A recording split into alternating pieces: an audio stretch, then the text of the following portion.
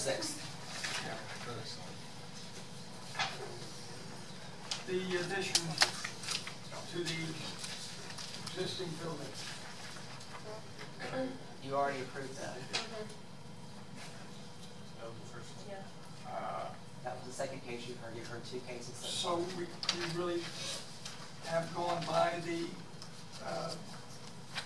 kitchen exhaust? No. Yes. That was my understanding. That was the last item. That was the last item. Okay.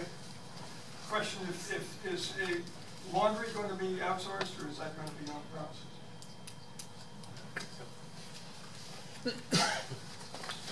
We actually have planned on the addition to the original building. We do have programmed a small laundry, in-house laundry facility. So most of it won't be. Maybe you can speak to the kitchen exhaust, even though the case is closed. What is your kind of thought or plan?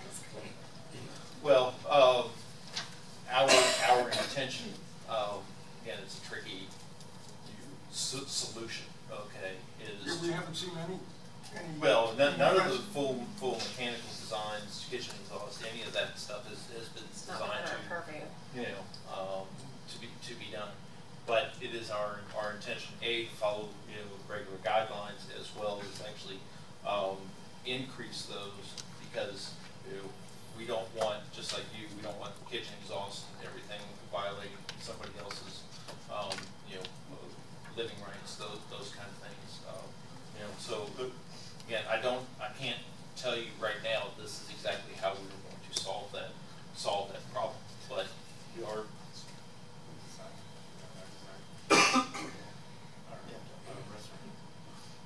So, and we don't have the ability to revisit it at any time for screening, for any visual impact that the mechanicals will have. Well, we do require that mechanical systems be screened. You'll notice that on the roof there are mechanical screens for the cooling tower and other elements that are placed there. Visible mechanical pieces will have to be screened from street view, yes. Street for you and? Well, the condo would be street view. I mean, not from the street exactly, but.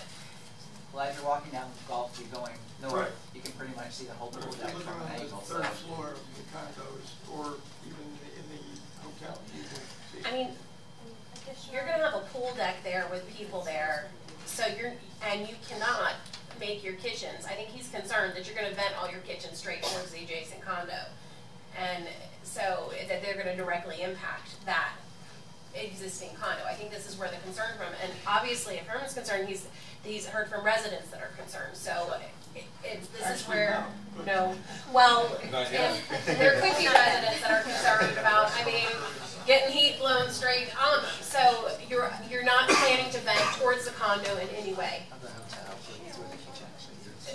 We don't know yet. We don't know yet. I don't know yet. It's our intention not to. Okay. Well, don't. All right. All right. And Mr. Chair, there is also a condition that was approved that does give staff the ability to review that south facade of the addition. So any changes that might occur for the venting, if there's mechanical systems, that would all come back to us as well for review to ensure the proper screening and things like that. There is a condition to address. We trust in staff.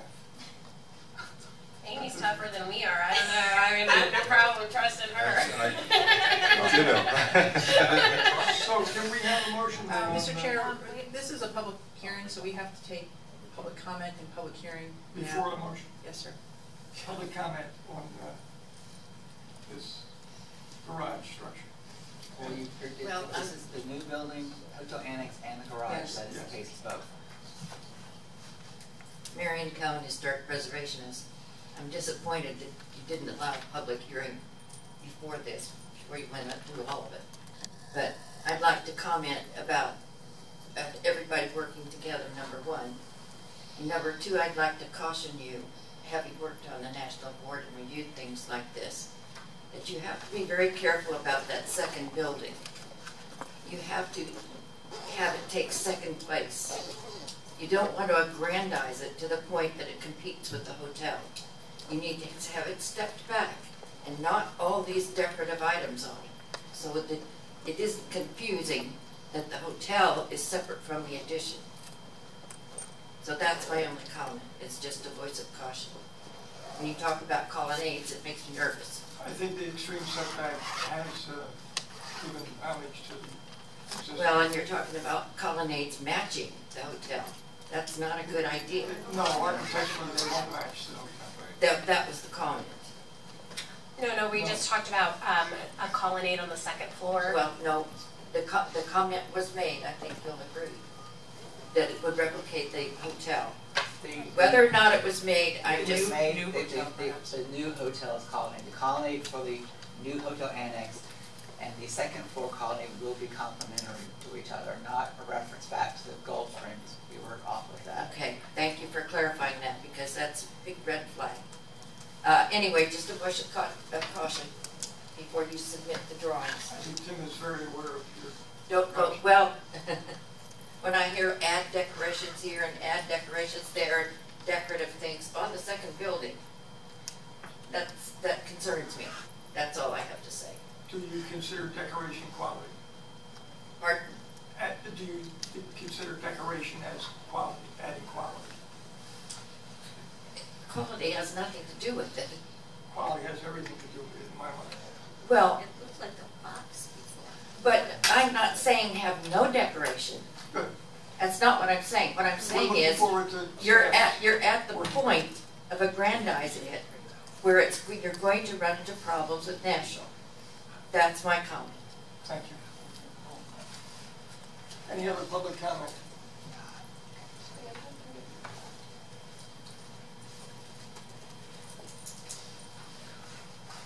Where do you want to be sworn in?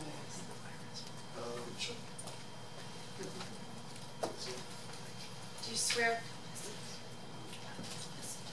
you swear affirm the testimony you're about to give will be the truth, the whole truth, and nothing but the truth? If so, say yes. Yes. And your name? Richard Stowe, 414 North Federal Highway.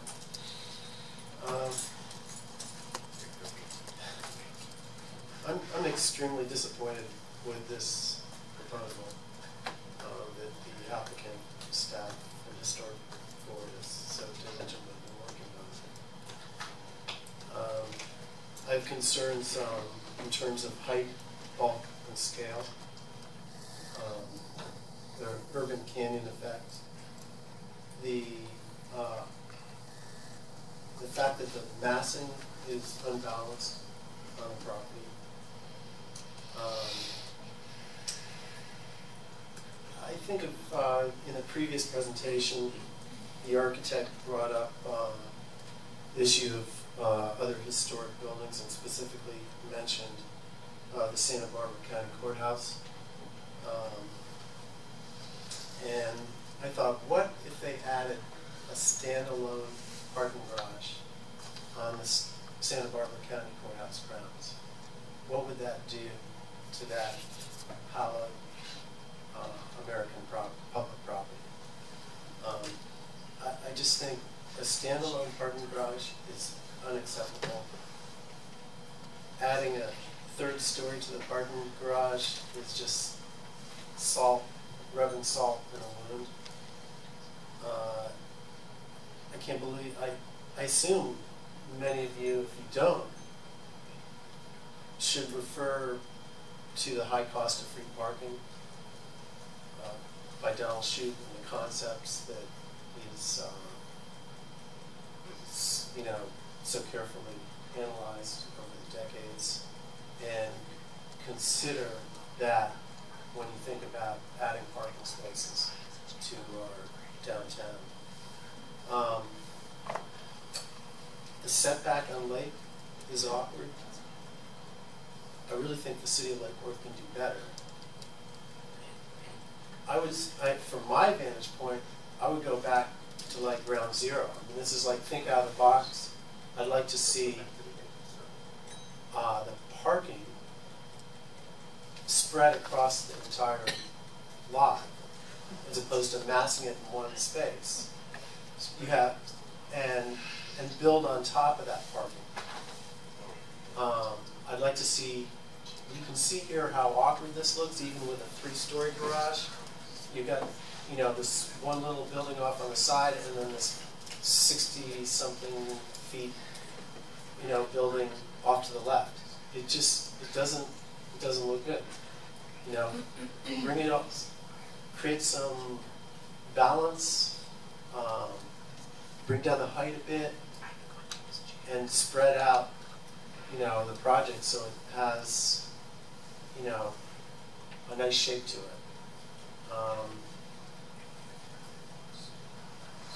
I just don't think, I think there needs to be more, you know, the previous meetings, there was like heights versus no growth, you know, like if we don't approve this project, you know, it's the end of the world,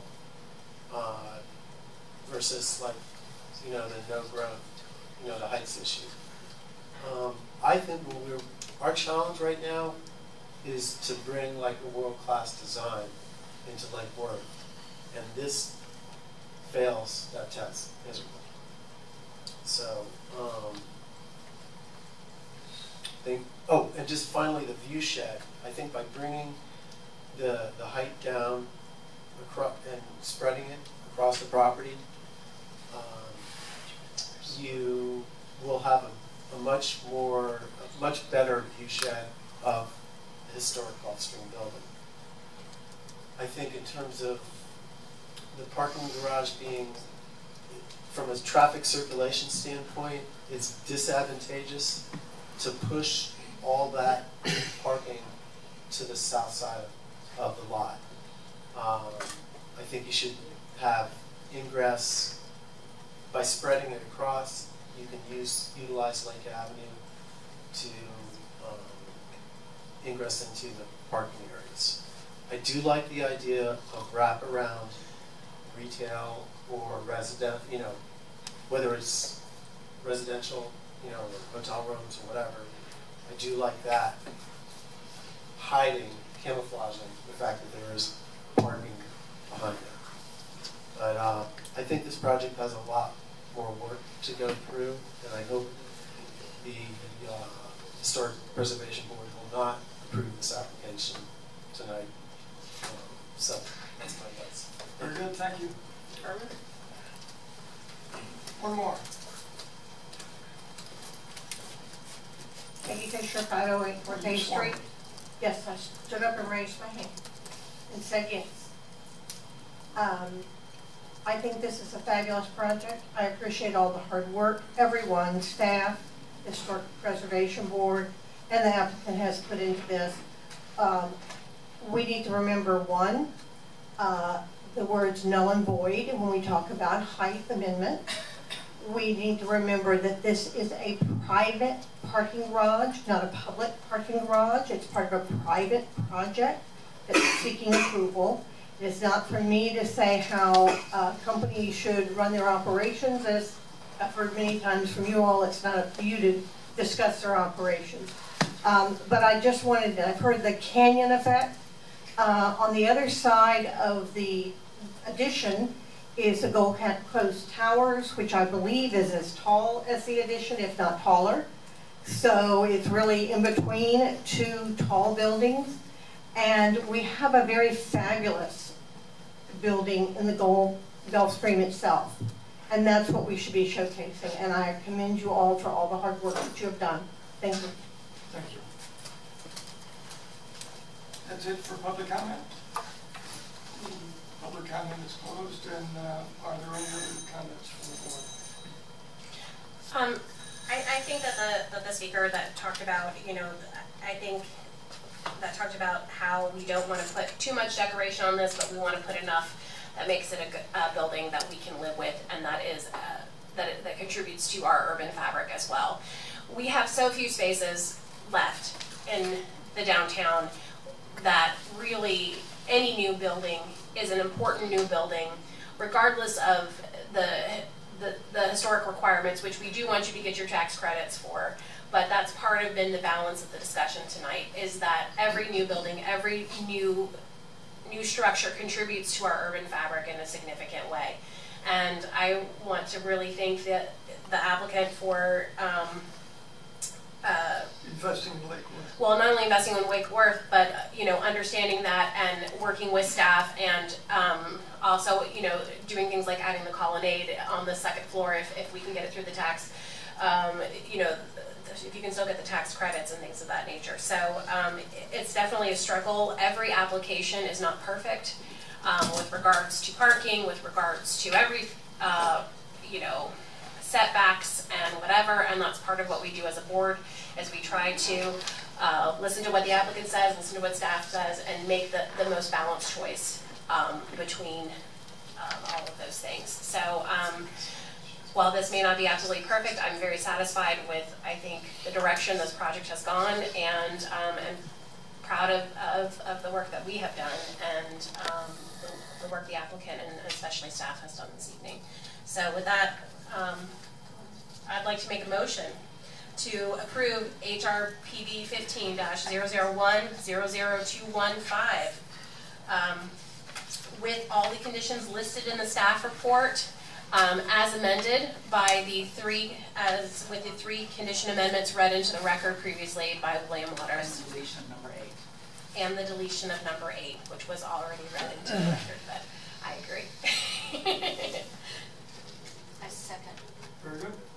Mr. Chairman, just procedurally, I should have done this at the beginning, Thank you. but we gave all the information as far as the prerequisites to approval at the last meeting, and I just want to request that the minutes and the testimony from the last meeting be incorporated into this meeting for purposes of the record. And that's it. I'm not big on procedure. Well, I just thought that was No. Okay. Sorry. All those in favor? Aye. Opposed? The motion is unanimous and enthusiastically looking forward to your conclusion. Thank you. Before we move on to the demolition request, I do want to help try to clarify the record a little bit, having been involved in some somewhat significant historic preservation projects outside of Florida and not only just here. But one of the things that differentiates this project from other tax credit projects that we've intentionally worked with, I think the architect also will appreciate this, they've intentionally tried to design this as a collection of buildings that are not gigantic footprints that we don't see in Lake Worth. And the new hotel annex reads as a building of its own. It is would not really can be considered an addition to the hotel. So the tax credit process does have really stringent requirements when you're doing an addition to an historic hotel. But as this has been designed and set up, it reads as a building of its own time, hotel annex. This happens to be connected by a bridge and a deck to the Gulf Stream. And I think that will go very far in having that tax application be very well received versus if that thing were tacked on physically and completely on the Gulf Stream. Are there any adjustments that can be made if that fails? I mean, on our part or just on the applicant's part? I'm not following. If the tax credit fails, Well, the tax can credit. we help beyond that? Well, your approval tonight and the conditions that you placed as a CLG and an approved board and having appropriate staff will be submitted once the National Park, actually probably the SHPO, the State Historic Preservation Office, contacts us about how this hearing went. That will go a long way in supporting the tax credit application. But keep in mind the tax credit application is also reviewed for interior elements as well as exterior, and we don't have any purview on the inside.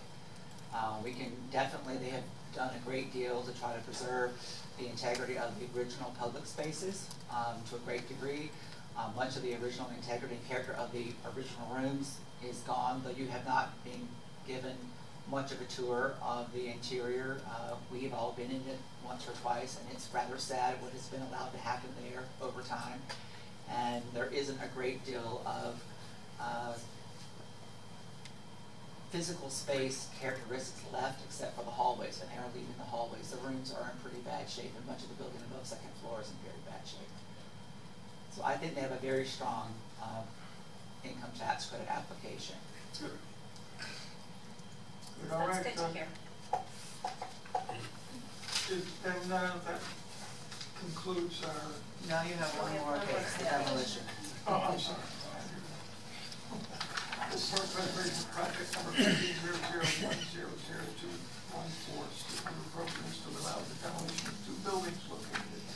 14 South Lakeside Drive. Staff. Is 6 of 9. This is probably one of the cases that we've been trying to get to for a long time. I know that some of you are very interested in it. Now that you've approved a site plan and certificates of appropriateness for alterations, new addition, and new construction, you can then approve a certificate of appropriateness for the demolition and or relocation of the 2 buildings in question that face Lakeside Drive. One, as we've already discussed, has deteriorated significantly since this application process has started. You will recall as well that the previous applications to redo the Gulf Stream did include the demolition of these 2 buildings as part of that site plan, but that certificate of appropriateness and approved site plan did run out. So staff is comfortable recommending demolition of this structure. It does not hold much of its original integrity. It's in really bad shape. We would like to see some effort made, if there's interest from a private party, to relocate the second building. You may be familiar with 2 buildings that are being renovated on 2nd Avenue and J Street. They're almost twin buildings of this 2-story one. There has been some interest voiced in trying to relocate this building. So we would, we have a condition that we're proposing that the applicant make a little bit of an effort to see if somebody would like to take this building and relocate it. It's not an absolute requirement, but it is a suggestion because this is a building that's typical in Lake Worth, and though the representative of the applicant mentioned that because we have more than one example of this, it may not be as important, but this type of construction of these 4-unit buildings is something that is rather unique in Lake Worth, that we have several of them, and it is a rather nice little structure, and it's the last vestige of what was the collection of historic buildings that were part of the Gulf Stream. But wasn't that building available for anyone who wanted it for years, and nobody's ever come forward to? We've had 2 that have come forward since I've been here, and we possibly now have a 3rd. So why don't they take it? It was available before. Well, it wasn't formally available, from what I understand. The 2 of them came forward before the Hudson Group got involved. There was one that came forward, looked at the building, and could not arrive at a number that would work for them. The last people that have been voicing interest, I haven't gotten very far in looking at the financial feasibility of relocating the building or not. All right. Any other staff comments? We hear from the applicant. No, we don't have any further presentation for you. We just have a comment on the second application as far as a point of clarification. So I'll wait for you when you're ready to hear it. We're ready to hear it. You're ready to hear it.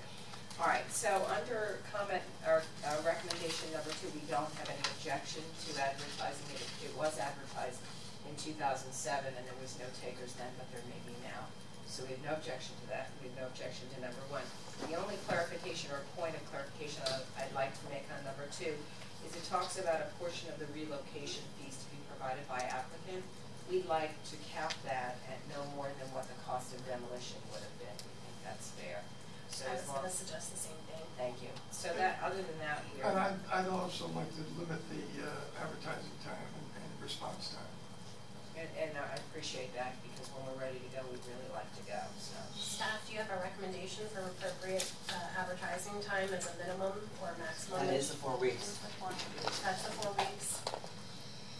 Now, what can happen concurrently That's right. is that while it's being advertised, the applicant can go ahead and apply for the demolition permit, and that can be in the throes of being processed. And if nobody comes forward in that 4 weeks, then we're ready to be issued. So it wouldn't be this gigantic lag from the time the advertising ends, and if nobody comes forward prior to the demolition application, the demolition permit being issued. Can the advertising for demolition or for the building state that they have a limited time to move it? Yeah, put an end to it. That's something. I would suppose so. Then at the end of, can we minimize the 4 weeks? Well, You can't minimize the 4 weeks, but if you're getting it is the time, if somebody voices interest during that 4-week period, how much time are we gonna give them to figure their story out and get the building moving, so that's what you're getting at? Yes, another 4 weeks. You couldn't even get a permit in 4 weeks. yeah. It would probably be a minimum of 3 months. Yeah, actually, if we could limit them to relocate within 2 months from the end of the 4-week period, then that will not delay us as far as construction drawings and processing the permits. So if we could limit it to 2 months. If you're good with that? We're good with 2 months. What do you I'm concerned that it won't get through the permitting process for a relocation in 2 months. Because you have to, there's quite a bit involved in getting a permit to relocate a building. It may end up in the historic district, which requires your approval. Realistically, what do you think the chances are that somebody is going to do this and spend that kind of money? And I'm concerned that somebody's going to come forward to just delay. All right, well, I've been corrected. I think we're good as long as it does not exceed 4 months. Well, that was one that I was going to ask for, but thank you very much. Okay. You know, on that topic, can I ask a question too? How long does phase 1 and phase 2 that are listed in the plans go?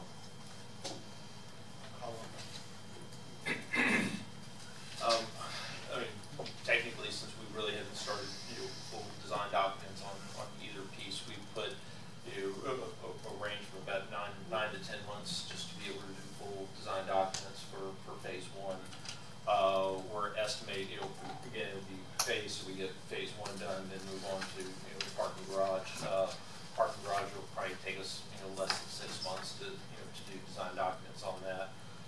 Annex is quite a bit trickier, just because it's a physically built building, Sure. Bigger building. So we're 12, 14 months, concurrent from that. So again, we kind of go one then the other, then the other as far as design goes. So is your intention that the Gulf Stream would be open on its own then as quickly as possible? I'll let Steve address that. Yeah, the Gulf Stream will be, we will be pushing our architect for technical construction. But yeah, the hotel will operate on its own while the phase 2 construction. And I know this is probably tough to say, but guesstimate, what would you guess would be that date that the hotel itself would be able to be open?